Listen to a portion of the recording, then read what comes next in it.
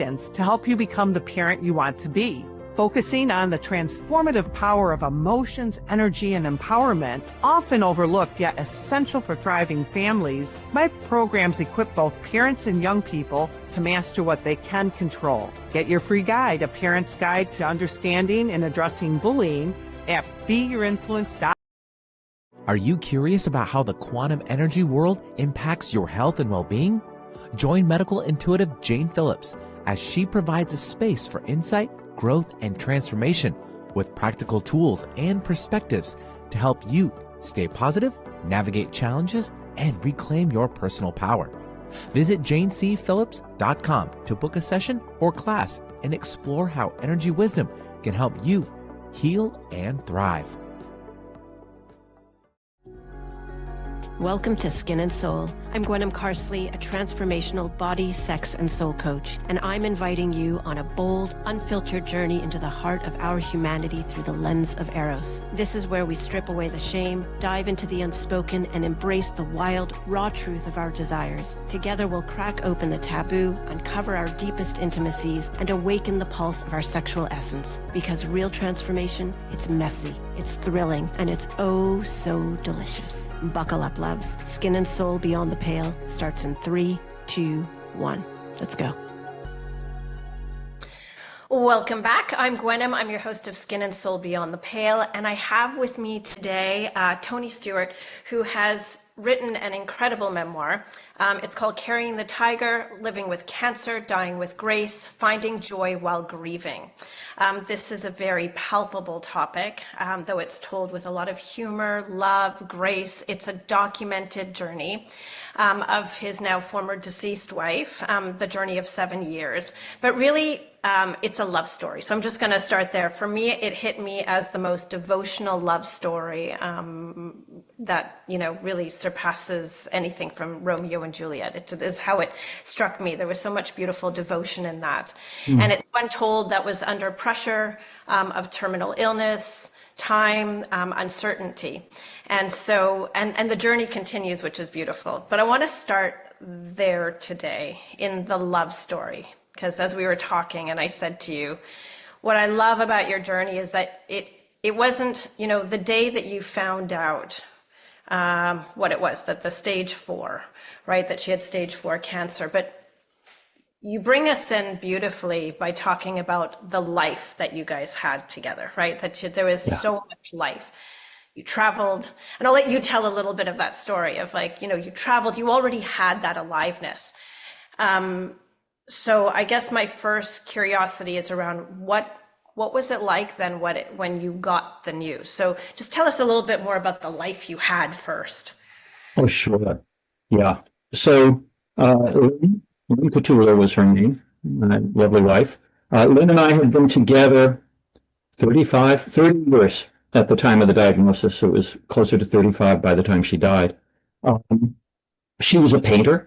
An artist. She painted still life paintings, fruits and things on a tabletop that were completely out of fashion for most of her career. And it didn't matter. This is what she did, what she needed to do. And I love that about her, that, every day she went to the studio and she just worked on paintings. And I had a much more, I wouldn't call it a normal career, but I did all kinds of things. I made films for a while. I was a business consultant, whatever. But during a bunch of the year, we would be separated for sometimes days at a time because of my work. So we decided quite early on that, okay, there were two things we decided. One is quantity time is as important as quality time. So it was interesting because I used to try to say, well, I'm back. Let's do this wonderful thing and this other thing. And she made it really clear. No, wait a minute. I need to just spend time with you. I need you to be with me as well as doing some wonderful thing or other. But then we owned a zillion frequent flyer miles for years. And we said, what can we do with all these things? We started 20 years before the events of Carrying the Tiger, we started taking these wonderful trips once a year, like 4 weeks to India, 5 weeks to India or Southeast Asia, where we would just let everything else slide away and be together and have adventures together. Yeah, and I remember you saying when you finally proposed to her, because you were worried about the age difference at first, and you broke up with her, right, and said like I can't deal with the age difference because of what you had witnessed with your dad, and then in the end you were like, no, I'm back. I made a mistake, and she said, well, I'll marry you, but only if you promise to kiss me every day, right? Like first, last, So, right? but- Yeah, I'm so- going to ask you, can you unplug those? I just want to yeah. put it out there because I think that we're just not getting to hear your full voice. Oh, is this better? It is. I'd rather have you loud than we can't hear you or understand you. Oh my gosh, of course, and me too. Wait, I have to turn up the volume on my end so that I can hear you better. How about now? Perfect, perfect. Too bad. I brought these things with me on a trip that I'm on specifically because I thought they'd be better for this conversation, and in fact, they're screwing us up. Lynn, if Lynn had known about mindfulness, she would have been like an exemplar of mindfulness. The kissing was like rushing out the door to go to work. If I gave her a peck, she would grab me and say, "That's not a real kiss. You stop and you give me a real kiss before you go out the door." And she didn't mean a giant, sexy smooch necessarily. She meant one where I was present, where my mind wasn't halfway out the door, where it was like the two of us connecting. She was like that in so many ways. She got me talking about my feelings with her over the course of And she the. indoctrinated you pretty quickly into presence, right? Like you're here with me now, that if we're gonna, that it's connection. And you do a lot of talking as you move through the illness. Like there's no holding back. And I think it's part of what I mean, you're so candid. It's in your story. There's nothing that's held back. So I just want to take a moment to, what was your experience when you found out that she did indeed, like it was worse than you thought, so just if you can. We had no idea she had cancer. She had some medical issues that no one thought were cancer, digestive issues, things like that, which we'd been chasing down for months. And then one day through just happens that they scanned her spine because of a lot of pain in her spine, and that showed tumors in her lungs. She had no lung-related issues. So suddenly, the first thing we hear is, you've got metastasized stage 4 cancer that's in your lungs and in your spine. Whoa. This is something that can take years to develop to reach that point, and by the time it does, unless you are wonderfully lucky with some miracle drug there is no miracle drug for most people. It's a death sentence. We discovered within a few days, most people who have that diagnosis die within 6 months to 2 years. Yeah, and she had 7 years, and so you went on to this journey. Yes. And I think I just wanted to get a moment of, and I asked this question because it's personal to me. I remember when my wife at the time got her diagnosis, and I literally felt the ground leave from under my feet, right? And I was so conflicted. A slightly different circumstance to where you were, but I was holding both this like, oh my God, this can't be true. Like holding this grief, and kind of having a sense of like what lies ahead, and me feeling like, oh, I can't be here. Like I just wanted to get outside of my body. So I just, holding both of like so much love, and I can't be sitting, like I can't do this. So our situation was a little different than that, and our personalities, presumably. The night we got the call, it wasn't a diagnosis. It was her GP calling to say, "I'm looking at the scan report, and you've got these tumors. You need to see an oncologist right away." So scary as shit. But we didn't know. What I said to you now about life expectancy, we did not know that meant. We just thought, this sounds really serious, and we went in two different directions. I, by nature, get very cool when faced with a crisis. That doesn't mean I'm not churning in some way inside, but it's just who I am. I instead of running around like this or whatever, it's like, okay, what do we do next? What's the next step? It's very much about getting from here to tomorrow to the day after. Lynn, I would say she also didn't get wildly emotional, but was much more emotional than me. And it's her body and her life that we were talking about. She let me do research, and she helped me, but she let me take the lead on, we need to call this doctor, we need to call that doctor. I'm going to sit up till 2 a.m. on the web researching things, etc. She was like, I can't do that. She started to, but then it was like, I can't do that. That scares me too much. Do that stuff. And meanwhile, what we both agreed to do tacitly, implicitly at the beginning, and later explicitly when we talked about it weeks later, months later, was try and give her her normal life as much as possible. What she wanted was to be able, to the extent possible, to not get sucked into worrying, where will this take me? How long do I have? How horrible is that procedure when we get to procedures later? She wanted to be able to have conversations with her friends that were like the old conversations. She didn't want to spend an hour talking about procedures and cancer with her best friends.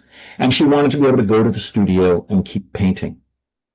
And a lot of what we did over the next few years, whether we realized it or not, as a direct goal, had the effect of giving her that.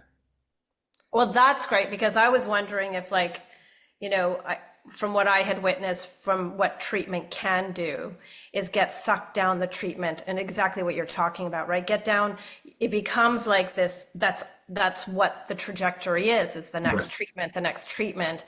And within that, how much life gets stripped away little bit by little bit. And you do describe that, right? In each blog post of showing where there were openings where life could surface again, if you will, right? I mean, she went through, I don't know, what, 3, 4, or 5 spinal surgeries, and severe radiation. Her spine was collapsed. I mean, there was like a lot happening. And, did you, as you got deeper into treatment, did you ever get to this place of like, is this worth it? Not for years.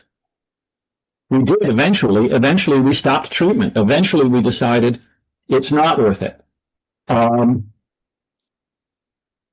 Pretty much all of the different challenges we faced in those 5 years, and I should just explain, we were very, very lucky to Lynn got into a clinical trial for a miracle drug that was being investigated that had the possibility of, it had the tiny possibility of eliminating her cancer entirely, but that almost never happened. It didn't happen to her. But it ended up holding down her tumors, so they stopped growing for years. So all of these multiple procedures were because of the damage that it had done to her spine right at the beginning, before we even knew about it. And then further damage done by trying to get the tumors that were in her spine and kill them. That damaged her spine also. So she had multiple procedures, hospitalizations, and outpatient procedures for years involving her spine. But in those cases, even when it got horrible, even when she was in the hospital for weeks and an infection and delirium, we thought, we just need to get through this because that drug is holding down her cancer. And we'll just get through this physical problem and get her out of the hospital. And she did almost die in the hospital at one point from an infection. But we were thinking she would die. Coming back, and I think, what did you realize about like living life in those moments? Like, how did you, really grasp onto the juices of life when she's in pain, right? And I think there's a point where you talk about, you don't even realize how exhausted you are, how depleted you are. It takes you years, I think, before, is it a year and a half at least? Year. But I really answered the question that you keep asking and I keep not answering. Good for evasion. Good for you. I mean, we're zooming in on all the bad stuff I'm mentioning, hospitalization and almost dying, but the real love story part is how we helped each other to just notice the beauty that was around us, to spend time. In the early days, before the worst of her spine, and then later after the treatments had fixed it up, we were like walking through Central Park to get to the doctor's appointments. We live in New York City. Luckily, we got treatments in New York City, and there are things that normally you would take a taxi or the subway or something, and we would walk. And really, because it gave us a chance, it gave her a chance to be outside, to go right through. We went right through Central Park with all the beautiful nature that's there. And we noticed it. She noticed it. There's a wonderful moment. It's this tiny little moment in the book. Later on, she's like in urgent care, waiting for a hospital room, and like so many people, it's happened to so many people, she's like stuck on a bed in a hallway for 36 hours because there are no beds upstairs in the hospital available yet.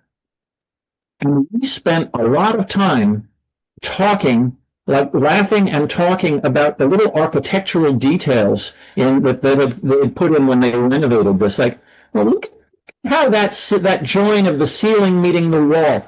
We're not into architecture.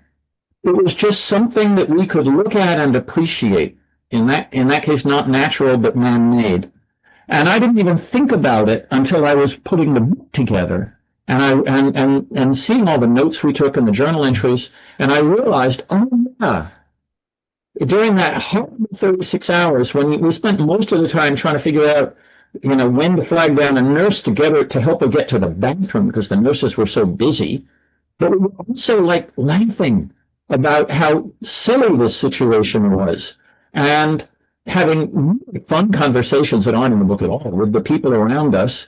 And then looking at these silly architectural details, and we realize, no, we're just looking for bits of joy, beauty, life, whatever, all the way along. Yeah. And there's so much, so you do, when you write, you've got so much humor, and it's apparent about how each precious moment is lived in the moment. And the reason I'm just going back to, for a moment, where it took you a year to ask for help, right? Because there's a lot of, I know in my own experience that there is guilt. There is, I think, a survivor's guilt, right? Of like, and what can I do? And it's about the other person. And we take for granted that the other person has all of the support around them. I mean, if you're lucky, obviously, but everybody's attention is on the illness, on the person with the illness. And it's very easy to get lost in that circus. And you say, like, there's a point in time, and you talk about it really frankly, where you're like, intimacy changes. It's one thing to live with someone who's got 6 months to live. It's another when someone is living 7 years, and physical intimacies are not there, not in the same way. So what did intimacy start to feel and look like for you? This plays out over the 5 or 6 years.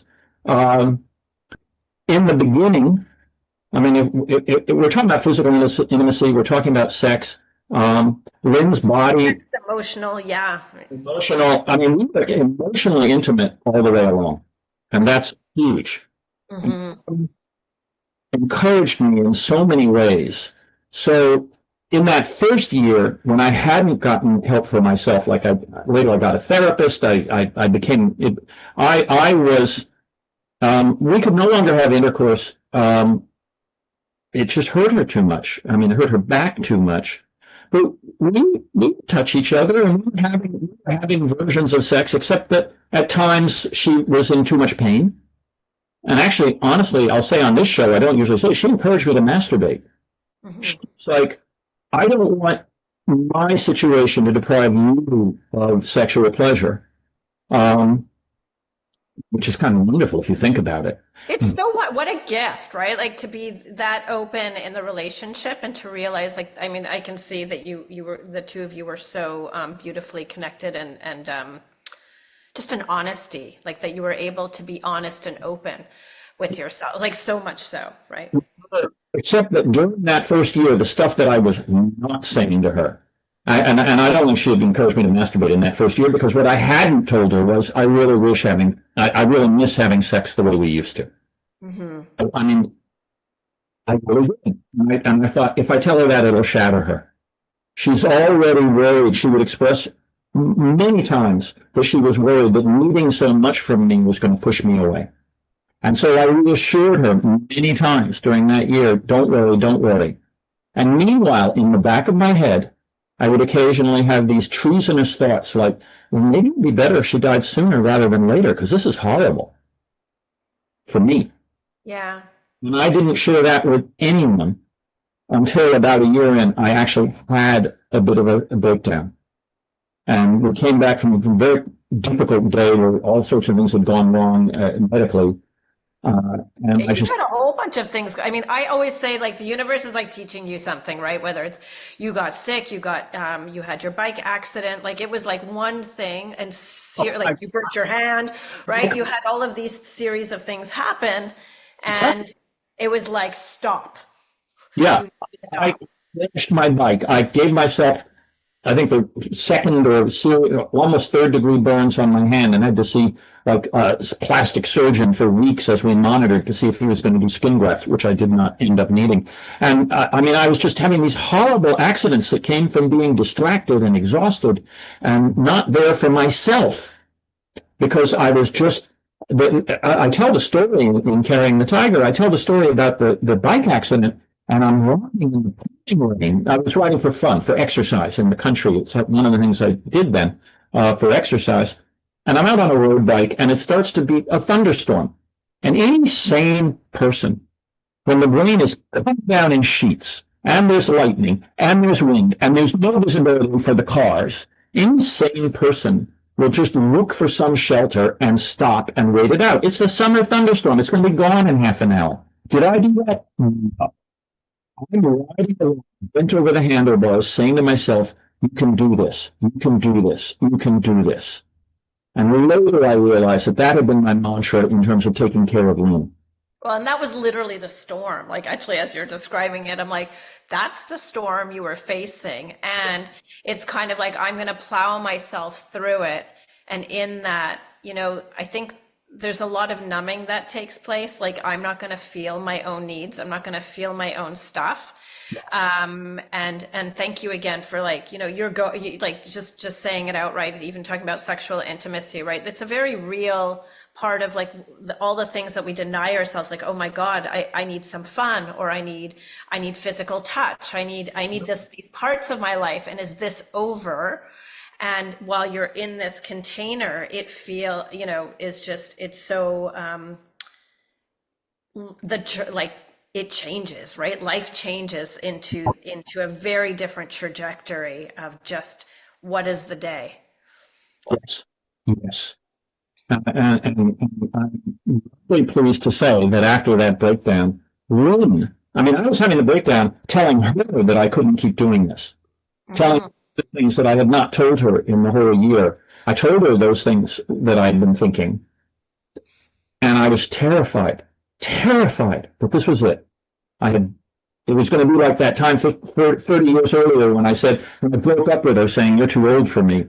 And then she basically swore at me and, don't sorry. ever talk to me like that again. She was only 10 years older than me. It was fine. But age difference doesn't matter if you love someone, if you make each other happy. Anyway, I was terrified that she would like curse me and throw me out, which is nuts. And instead, she literally pulled me to her. She pulled me to her, and she touched her forehead to mine, and she said, I understand. And she had had a therapist for years and had been seeing a therapist that whole year. And she said, I think you should get a therapist, which was, other people will have different ways of coping. But it was someone that I could talk to, who I could say those things to. That's what I wanted, without worrying about hurting Lynn. And that was huge for me over the next 6-7 years. Yeah, I agree. I think we need that person that we can talk to without judgment, where there's nothing at stake, where it's not like the effect isn't hitting the other person, the impact isn't there. We can just hear back their own thoughts. But I just want to say, like, oh, what an angel, right? What a wise soul that she was, because to be able to embrace you in her own pain, which it sounds like, when I was reading, I was like, what a remarkable human. It's like, just to embrace life in every moment. And you talk about like the small things, like just having dinner all the time together, the walks, those cherished moments, like you said, like looking at architecture, whatever it is, that you really took life, like like I said, this preciousness, even when it's at its darkest. Because as I was reading, I was like, I don't know if I could do that journey. Like, and not even from your perspective, from her perspective, I would,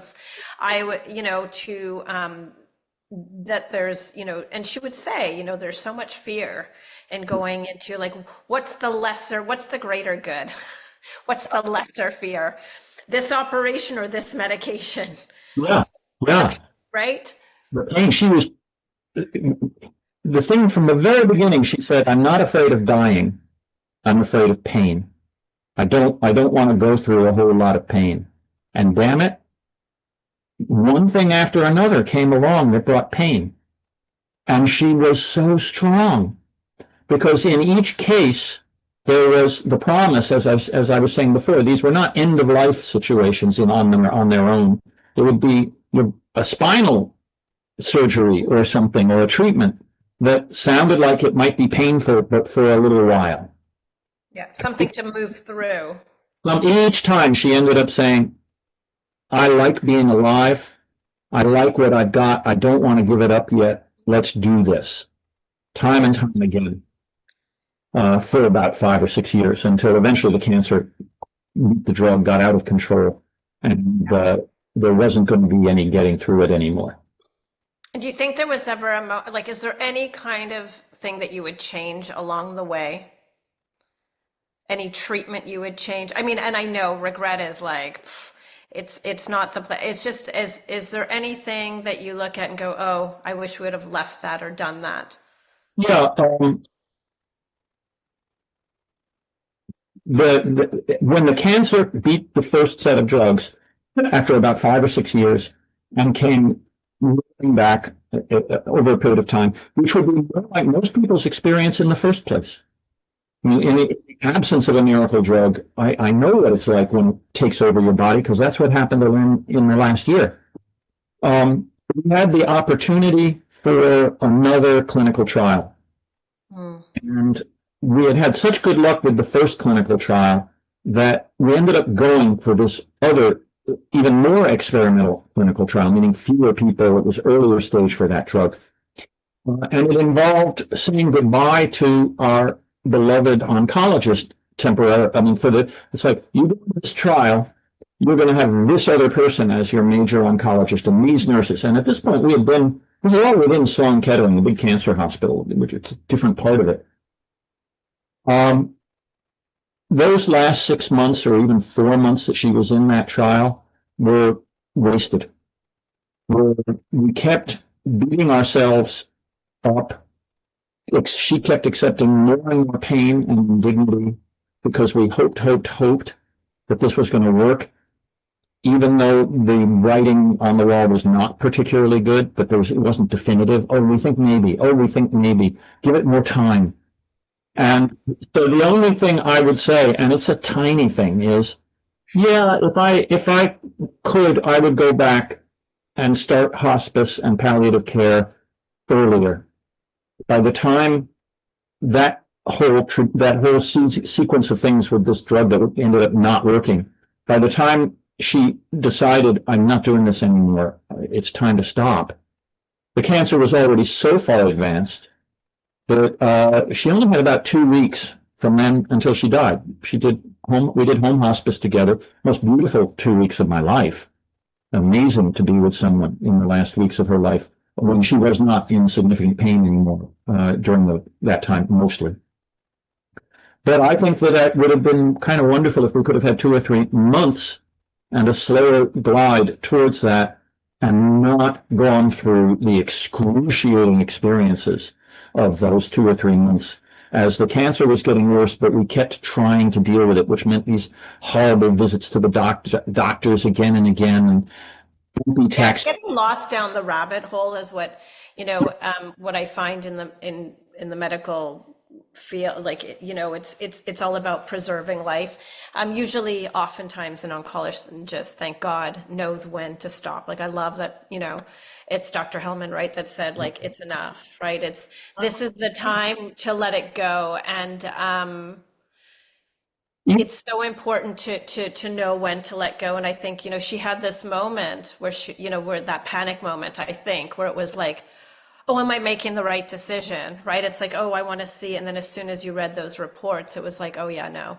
Like that there's a sense of surrender, the right word, or would it be relinquishing? What do you feel like she was like letting go of life with ease, or was it a massive fight for her in terms, because she was so full of life? At that point, it was comparatively easy for her. The irony, and I gather this is very common, was that I was the one who was having trouble. I was the one who was saying, maybe we should go in for a couple of days of radiation. When Dr. Hellman called, even though he was no longer her primary treating doctor, but he was being copied on these reports. And he called at the moment that Lynn and I were having this conversation in which she was like, I don't want to go back to the hospital. I really don't want to go back to the hospital. And I was saying, maybe just another couple of days. And Dr. Hellman called and said, I think sometimes you have to say enough is enough. And this might be that time. And with both of us permission, and especially me as the spouse, as the partner, to back off. Because I think Lynn was ready to make that decision. And I was the one. It was for me. It was like, I don't want to disappoint Tony. So Tony wants more time with me. I don't want to disappoint Tony. Maybe I should do this thing. She hadn't actually gone to it. We were in the middle of this conversation. I look back on that and think, oh my God, thank God she didn't agree to it. Thank God we started hospice that night. It was just, that gave her some relief. So in watching, so you had these beautiful 2 weeks, and a lot of people experience those really intimate moments, right? Like when you just in being, like you said, you didn't even have to speak, and she got to a point where she couldn't really speak. How do you think your relationship to, whether it's God, spirit, has changed from before to then and now? Okay, so in terms of traditional religion, I always called myself an atheist, but not a scientist. I don't believe that science has all the answers. But I definitely don't subscribe to any of the official religions, and like whether it's one God or a group of Hindu gods or whatever. That's never worked for me. But I was always willing to believe there's something more, except I kind of leaned towards the idea that when you die, it's just like going to sleep and it's all over and too bad for you. Being with someone you love deeply who dies makes you really some kind of afterlife. Let me tell you, and there were some really cool sort of signs, some things that happened after she died, where it's very hard to say, oh, that's a coincidence. It's much easier to believe we somehow made that happen. And I talk about a couple of those in the book, and I think it's very cool. So I would say that I am now more open, both because of, gosh, I'd really love to know that Lynn's spirit is having a good time somewhere. I'm absolutely convinced that if you get to keep having a spirit, and in some sense of self that goes into that spirit, Lynn is incapable of having a bad time based on external circumstances. She will find a way to be having a good time, and I want her to be having that good time, whatever it may be. I'm much more believing of that than I was before. So when she passed, right? So I am, and like holding on to those moments, there is a moment when someone passes where, and I think you thought you were going to escape grief, right? I think most of us do. I thought I would escape grief. Sorry, I was pulling something up because I love the way you, if you don't mind, I'm going to read it. It's from your book and it's on grief. You say, I have been using wave as a metaphor to describe the sudden arrival of fierce, piercing grief, a longing for Lynn so powerful that I have no option but to let the tears flow. I've become adept at walking, cycling, cooking, brushing my teeth, even shaving with a blade while sobbing. But just as in the ocean, beneath the waves is a tide of sorrow and longing that ebbs and flows with its own rhythm. And when the tide is in, the waves are taller and stronger and crash with more force. That still gives me shivers and brings up what, tears? Yeah, it's grief is, and I'm wondering, did you have the feeling of grief as you were going, like, were you already grieving death before it had even arrived, or was that like not even in the question?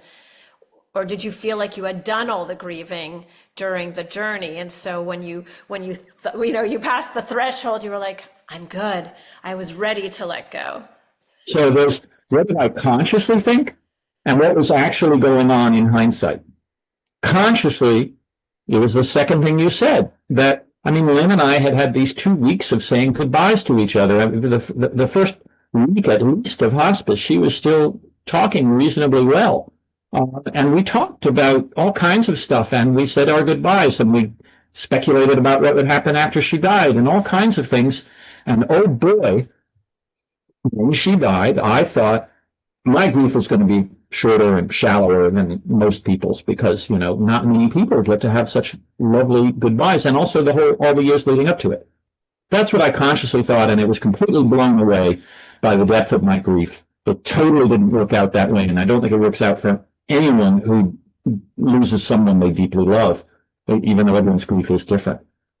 What was really going on, and it clearly there was what they call anticipatory grief, a kind of a technical sounding phrase, but that for 7 years I had been anticipating Lynn's death, and been anticipating her death, and the loss of what we had. And also we incrementally lost the ability to do all kinds of things over those 7 years. From the get-go, we weren't going to be traveling to India or Asia ever again, because we couldn't be, we couldn't be traveling to California because we didn't want to be more than a few hours away from her doctors, because things kept, every now and then something would go wrong on it, turn on a dime, and like you're heading into the ER, watching care. Yeah, don't you think, like, so many people take their time to think, I'm going to do it later, right? And then cancer or a lot of illnesses make it so that you can't, right? It's like that's taken away, but you had done it. So probably felt, I don't know, but that you were involved already in life, and that it wasn't something out there in the future, that you'd already been always doing the living as you were going along. Consciously said to each other, when we first started doing those big trips, Lynn was probably late 30s and I was late 30s. And we said, look, I got all these frequent flyer miles. Let's start going to cool places, because you never know when something will happen and we won't be able to do it anymore. Yeah. We consciously said that 20 years earlier. And lo and behold, that's exactly foreshadowing of it, right? So when she did pass, so I just want to make, because there's so much I want to cover. And we have about, 10, 15 minutes. I want to touch into this void, right? That once the person is gone, right? So it's this long journey of purpose. You focus into this intense purpose of treatment, keeping aliveness going, keeping connection going, keeping this person that you love with you. And then there's the moment it does break, when it's gone. Yes. And I'm wondering if you can just speak for a moment to the void, because I think, I don't know how you experience it. So, just briefly, like for me, it's the crying is almost a relief. The crying to me is a release, right? It's a relief to cry. And it's a proof of connection. Yeah. It's a connection. And I loved it. I hated it because it was taking over my life. And when in the early months, that sobbing was so powerful, it felt like I couldn't hardly do anything. Although, as I said, I'd be riding my bike steeply downhill and start crying. What are you going to do? You're going to figure out how to keep going. Underneath that, the void is the loss of everything. Your life changes. It is something different. That happens when you discover your partner has an incurable illness, absolutely, and it sure as heck happens when your partner dies, even if you anticipated it. Suddenly, all of these things that were part of your life, tiny things, big things, all those things, they're not the same anymore. And I certainly spent a long time in that kind of disoriented, shattered space where I couldn't quite figure out what to do, how to spend the day, how was I going to move forward? How was I ever going to get life again without Lynn? And then slowly, things happen, and you start. It's kind of like, unless you're going to die sympathetically, as sometimes happens with older couples, where the one dies really soon after the other. It's like, I'm not going to live anymore, and they just give up. Unless something like that's going to happen. But you met your current partner, right? It's a Cordelia. Yeah. So you met your current partner, which I would imagine was probably quite controversial. I could see like you met her, what, two months after Lynn had passed. Zoom and email. Through email, and built a relationship, like slowly, but it came pretty apparent quite quickly that there's attraction here, and that there's life. And I would imagine that there was a lot of duality between, I feel guilt, I want this, but I feel guilt. I've got loyalty over here. How do I love two people at the same time? Can you be polyamorous from the dead to the life, right? Lynn had explicitly given me permission to have another relationship, but when we had that conversation, we both assumed it would be 2, 3, 4 years later. And here I was starting to fall for someone 2, 3, 4 months later, while still totally and completely in love with and crying for and missing Lynn. Mm-hmm. And it was horribly guilt-provoking. And I mean, the first time that Cordelia and I had sex, when she was from another city, and the first time she passed through New York after we realized in this long-distance relationship that we were attracted to each other, we did fall into bed together. I think we both knew it was like guaranteed we would do that at least once, and then neither of us knew what would happen after that. Would it also blow up? So we were intimate, and she was actually sexually more my ideal sexual partner than Lynn had been. That's a very narrow thing that didn't matter to me. It's something in 30 years you discover that there are things that one of you likes to do and gets pleasure from, and the other, it just doesn't work for them. And over marriage, we figured out, okay, that we're not going to do those things. We're going to do the things that give us both pleasure. So Cordelia shows up in my life, and it turns out that she's excited by exactly the stuff that I haven't done in 30 or 40 years. There's a gift. And it was a gift. And it also, we go to bed, we have fun time sexually, and I look up, and there's Lynn's arm on the other side of my bedroom, because it's only been a few months. I haven't buried her ashes yet. It was during COVID. We didn't have an in-person gathering until much later. We buried her ashes a year and a half later.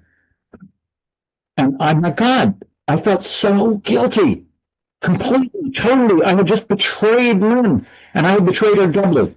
I had betrayed her in the way that didn't matter so much, having a relationship with another woman. She gave me permission for that. I had betrayed her by having sexual fun of the kind I hadn't been able to have with her, with this other woman. And that, which is not explicitly in the book, it was such a major guilt factor for me. Yeah. And a long time. So what do you think you've learned about love and intimacy to date? I think that intimacy is the heart of love. Intimacy and paying attention and spending time are the heart of love.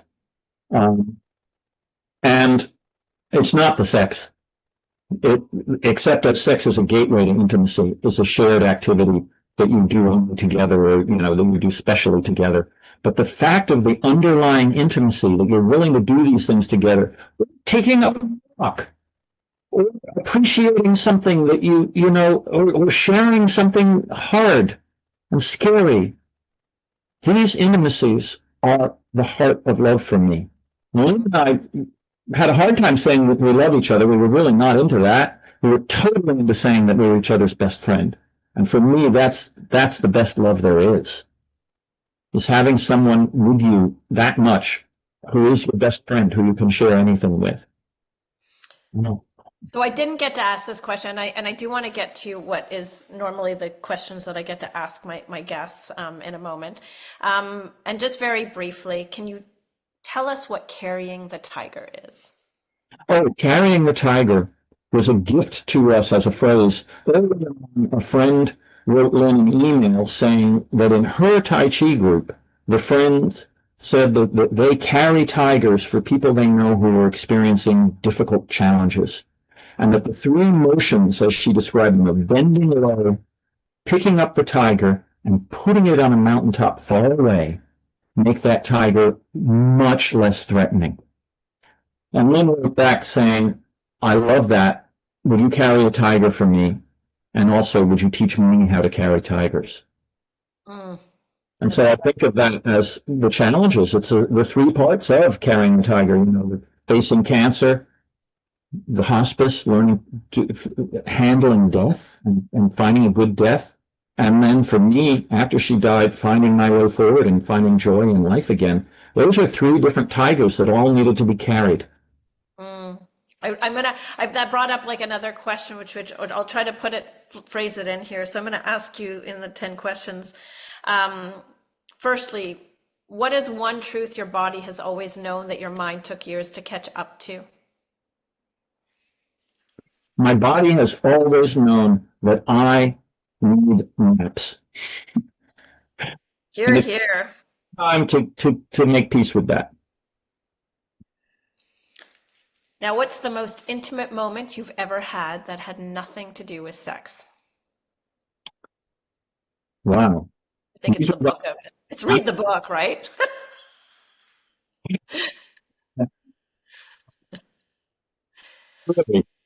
It was to me, clearly, it was the night that we got that first phone call and we sat together holding hands that night before we knew how any of this was going to play out and told each other, I love you, again and again. And I just said that in our previous 30 years of relationship, we hardly ever said that. And we probably said it 20 times that night. That was this coming together like we're not just best friends. You are my partner, my soulmate, and we're going to face this together. Thank you. If you could be remembered for one sensation you gave someone, what would it be? Peace and calmness, in a way. I wrote the book for this purpose, but I realize I've gone through life trying to help the people around me be able to take that deep breath when facing something hard, and not and be centered and find their way forward without freaking out or being overwhelmed emotionally by this difficult thing. I think you just answered the question I wanted to ask you at the end, which is, how do you carry the tigers now? With breath, with calm, with peace. Right? Yeah. Well, studying mindfulness, I'm taking a mindfulness course right now, doing a lot of more meditation and yoga than I used to. I find that incredibly helpful. Yeah. It's there for a reason. It's centuries old for a reason, or thousands of years old for a reason. Yes. Yeah. If pleasure were a language, what would your first word be? Please. Please. Now, if your erotic life had a title, like a novel or a film, what would it be called? I don't want to say Carrying the Tiger, but that's just a joke. It doesn't. Erotic life had a title. I'm Here for You. Thank you. What's the one thing you've never said out loud, but you wish someone would ask you about? You've stumped me. I'm a shy guy, and that's a very revealing kind of question. And I shut down. My inner mind shuts down, trying to think of something that I'm going to reveal. Can you tell me what someone else has said? I'm just. Yeah, one thing that I think that comes up a lot is, how are you? But I think that's not true for you because I don't know, but just looking at all of the posts, you know, it's Yeah. yeah, a genuine like how are you I think comes hard for most people. Mhm. But I think you've been very blessed in what I've read in posts and so on that there was a genuine concern I've and always been comfortable with how are you long before carrying the tiger, asking it as well as being asked. mm, I almost compulsively tell the truth about how I am rather than give a polite answer. It's not beautiful. Okay. good. So, what part of your erotic self are you still afraid to bring to the light? Do you know that right now I'm in such a mutually open relationship that I have brought to the light pretty much all the things that I carried within me. Mm, Um, I will say for a while, I thought actually, I'm not trans. I'm not interested in not being a guy, but there's a part of me that would kind of like to be a gay woman. mm. That would, as if I wanted to, but it's not strong enough to feel like I'm not carrying, I'm not a woman trapped in a man's body, No. but Just a little bit of that in me. exploring the feminine. You can explore your feminine side without wanting, there's we all have that within us, right? The feminine, the masculine, and playing in those realms. And yeah, okay. So Go ahead. what dies in you when you pretend, and what comes alive in you when you don't? The world comes alive when I don't pretend. What I, comes alive? Sorry, I missed the word. the whole world. The whole But world. when I pretend, I'm not really there.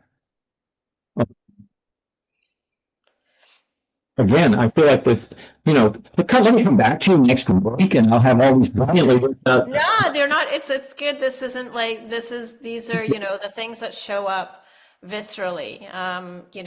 It's and I think that's a beautiful answer, The whole world comes alive when you don't pretend. And I think that's very true. That the world shuts down when we do. Yeah, exactly. It's like drawing a kind of a curtain between me and the world. Mm, And it also is incredibly tiring. If you're pretending, you're creating this fake world, this fake you, and in order to keep it going, that means you can't just be yourself. It means you're being this other thing, which takes a lot of energy the more you do it. So I'm at a place in my life where I do a lot less pretending than I did when I was 20, 30, 40 years old. And I was pretending to fit in. I had trouble figuring out how I fitted into the world. And now I'm so much more comfortable just being me that I can say, that took a lot of energy trying to figure out how to be the way I thought people wanted me to be. yeah, takes a lot of energy, and I think many people don't realize that they are doing it and that it's sapping their energy because they're so Yeah. used to the pretending. Yeah. So I'm going to ask you to finish this sentence. When I leave this life, I want my skin to remember. I want my skin to remember the sensation of stroking smoothly down a cheek of someone I love. Mm, Such a wonderful, soft feeling, and I like it. mm, thank you. And if the soul has a scent, what does yours smell like today? Um, it's a kind of flower today, but I'm terrible on names of flowers. It smells like a nice, mild, sweet floral scent today. Beautiful. Thank you. Yeah. Yeah. Is there anything else that you want to share about your experience? Because I think this has been a very palpable topic. The one thing we didn't get into is how incredibly helpful it was to me to be so open with all of our friends. That if you read Carrying the Tiger, you discover that it springs out of all of these journal entries that we wrote on a website to stay in touch with our friends. It was a private sort of thing. And that caused me to write about what was going on.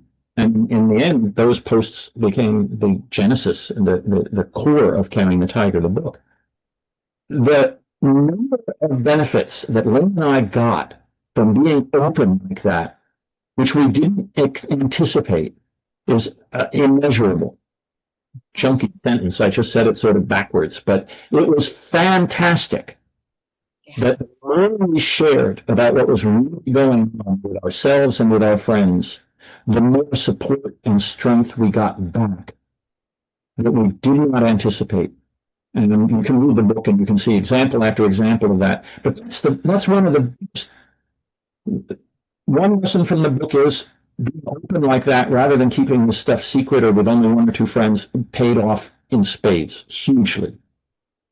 And the other reason I wrote the book was to show that everything you go through is normal. There's all of this.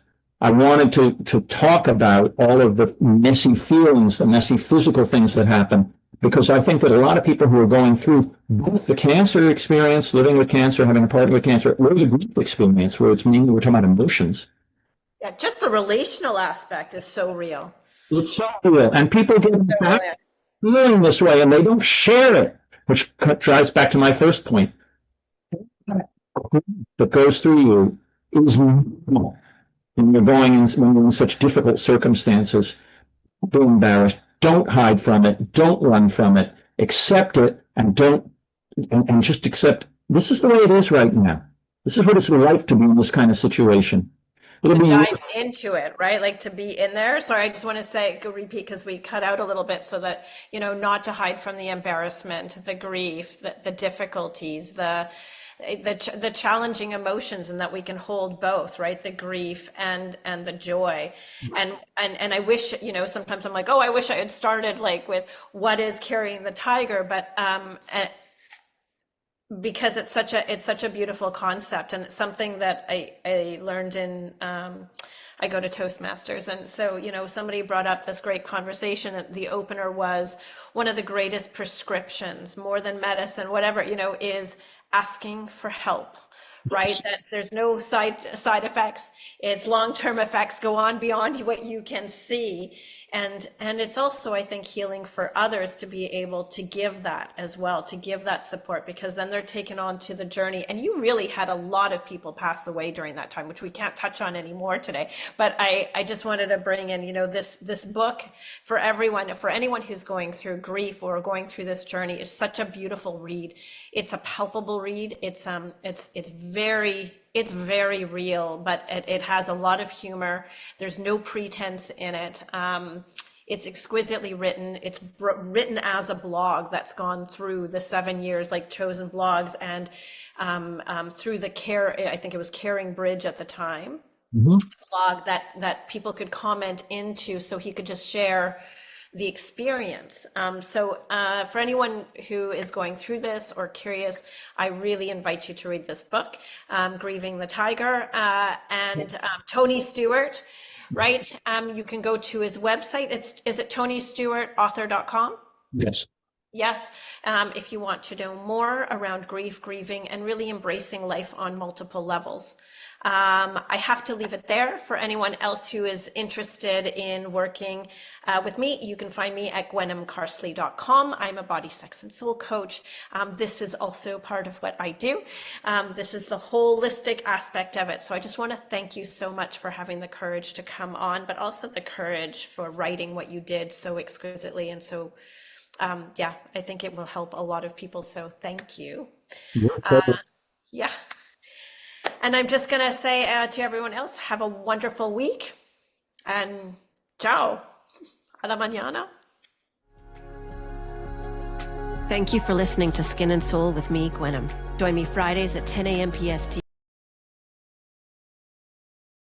Catch the podcast anytime on your favorite platforms. You can follow me on Instagram at Louvology.